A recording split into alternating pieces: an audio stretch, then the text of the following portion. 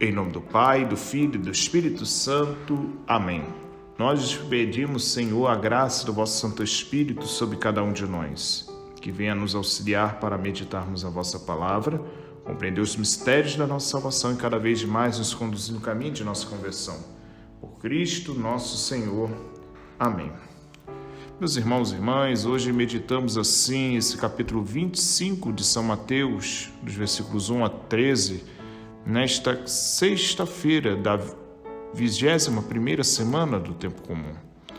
Naquele tempo, disse Jesus aos seus discípulos esta parábola: O reino dos céus é como a história das 10 jovens que pegaram suas lâmpadas de óleo e saíram ao encontro do noivo. 5 delas eram imprevidentes e as outras 5 eram previdentes. As imprevidentes pegaram suas lâmpadas, mas não levaram o óleo consigo. As previdentes, porém, levaram as vasilhas com óleo junto com as lâmpadas. O noivo estava demorando e todas elas acabaram cochilando e dormindo. No meio da noite, ouviu-se o grito: O noivo está chegando, ide ao seu encontro.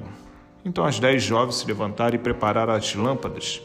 As imprevidentes disseram às previdentes: Dai-nos um pouco de óleo, porque nossas lâmpadas estão se apagando. As previdentes responderam: De modo nenhum, porque o óleo pode ser insuficiente para nós e para vós. É melhor ides comprar aos vendedores. Enquanto elas foram comprar o óleo, o noivo chegou, e as que estavam preparadas entraram com ele para a festa de casamento, e a porta se fechou. Por fim, chegaram também as outras jovens e disseram: Senhor, Senhor, abre-nos a porta. Em verdade vos digo, não vos conheço. Portanto, ficai vigiando, pois não sabeis qual será o dia nem a hora. Palavra da salvação, glória a vós, Senhor. Meus irmãos e irmãs, meditando esta palavra do capítulo 25, versículos 1 a 13 de São Mateus, nos deparamos com a parábola das 10 jovens que estavam aguardando o noivo chegar. Nós precisamos perceber que dentro da situação do ritual do matrimônio judaico, as festas elas ocorriam durante uma semana. E existia, dentro desse período, o momento em que o noivo iria com sua comitiva para buscar a noiva em sua casa para eles irem ao encontro e assim realizar o matrimônio. E essa festa, assim começava justamente com esse momento.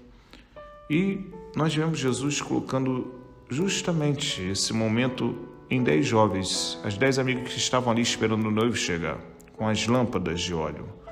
É algo que nós precisamos perceber como são chamadas: as imprevidentes e as previdentes, ou as imprudentes ou as prudentes.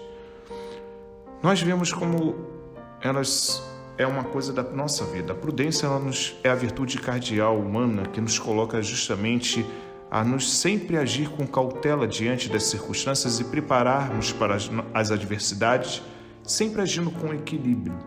Porque a prudência ela nos faz sempre pensar antes de agir e nos coloca diante das circunstâncias estarmos preparados para lidar com as tribulações e as adversidades que podem sobrevir ao longo da caminhada. Diante dessa circunstância, nós podemos perceber que a imprudência, que é assim chamada essas jovens, elas agem justamente por impulso. A impulsão que o imprudente tem, ele muitas vezes ele age de forma emocional, involuntária, às vezes até voluntariamente, inconsciente, mas diante das circunstâncias que ele não pensa nas consequências, ele apenas age e ponto final. E diante disso, nós podemos perceber um sentido fundamental que a palavra pode nos levar a pensar e refletir hoje, diante das circunstâncias. O tempo, que é justamente as vasilhas de óleo, que as lâmpadas naquela época existia, representa justamente esse tempo que nós precisamos aprender a cuidar. O óleo lembra um pouco das práticas das virtudes que nós tivemos que dentro da chama é alimentada a nossa fé. E a fé ela precisa do alimento das obras, porque a fé sem obra é uma fé morta, como diz o próprio Santiago no capítulo 2, versículo 17. É algo fundamental na nossa vida.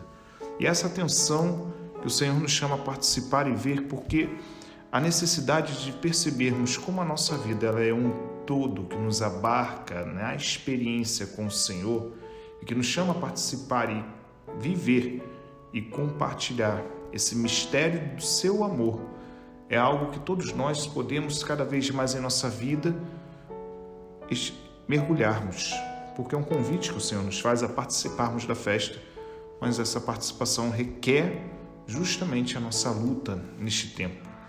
E por isso nós temos a oportunidade de ver como precisamos cada vez mais aprender a confiar justamente no Senhor, lembrando que o tempo é de Deus, não nosso. O tempo é graça. E quando não aprendemos a oportunidade de abraçar no nosso tempo a graça do Senhor, podemos deixar-nos levar e conduzir pelas circunstâncias da vida e tomarmos atitudes imprudentes que nos levam cada vez mais a aprofundar e mergulhar num abismo sem fim. Hoje, diante dessa circunstância, podemos trazer à tona a memória de Santa Mônica, mãe de Santo Agostinho, que teve em sua vida um grande sofrimento, mas confiou no Senhor a grande esperança nele que o revelou, assim que o seu filho ela viria convertido antes de morrer. Santo Agostinho, que assim será celebrado posteriormente, ele tinha uma vida pagã e sua mãe rezava noite e dia sem cessar com lágrimas, pedindo a conversão do seu filho para que o Senhor pudesse tocar e fazer com que ele pudesse voltar. E Santa Mônica, ela, dentro do testemunho das confissões de Santo Agostinho, que nós temos nesta obra, vemos como a virtude dela fez com que justamente Santo Agostinho pudesse ver em sua mãe um verdadeiro espelho perfeito da graça de Deus que se manifesta no nosso presente, que é algo que muitas vezes nós deixamos de observar na vida das pessoas. Muitas vezes as pessoas são um verdadeiro reflexo da presença do Senhor em nossa vida, mas muitas vezes não enxergamos isso porque a venda que o pecado e às vezes as nossas vontades que nós deixamos conduzir muitas vezes pelos nossos impulsos nos colocam a viver uma profunda prisão, onde nós voltamos o nosso olhar para nós mesmos e não enxergamos a realidade que está à nossa volta. É neste sentido que o Senhor nos chama a participar e ver em Santa Mônica esse mistério que Deus age, mas no seu tempo, não no nosso.